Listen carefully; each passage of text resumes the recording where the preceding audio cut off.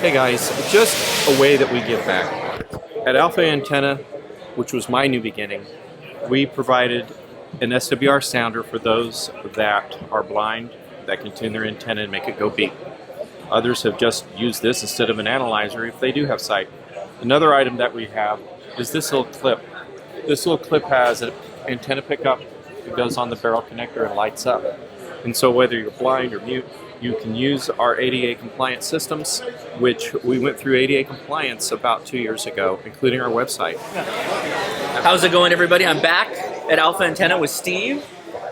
We've been talking about the Hextenna for a while, but we figured we'd show it again. So we've got one here. Yeah, there you go. Get it right up in there. So everything has written on there exactly what you need to do with it, which makes it really easy. And you can set this up as a dipole, a vertical. And you have those mounts here for a radial or whatever you want to do. Yes, sir. Yes. How are people?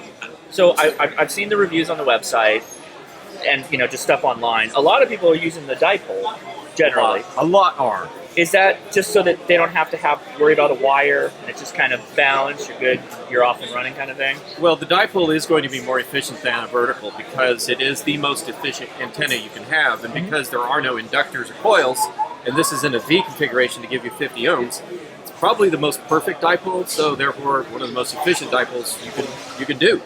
Yeah, and speaking on that a little bit as far as efficiency, that was part of your reason for the angle of the elements too, right? So that gets you perfect match perfect to the coax. 50 ohms. 50 ohm Perfect coax, 50 ohms. perfect 50 ohms with that particular angle. Otherwise, a flat dipole is always 72 and a half ohms. So if you haven't already, you got to go listen to the Ham Radio Crash Course podcast because we're giving one of these away. Thanks to Steve here for helping us to do that, and really thank you for that. I appreciate it. And you have something. Actually, Mike K 8MRD and I were just talking about this. We got email from someone who, a disabled ham, and there are a number of hams with disabilities that they're working with that they still want to get out and do portable radio.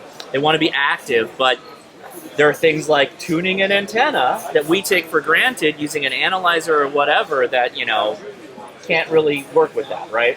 One of the issues that we've run into and requests that we have is from hams that are blind or hams that are disabled in a wheelchair, hams that are part of Haiti Ham, who we've reached out to let them know that this is available.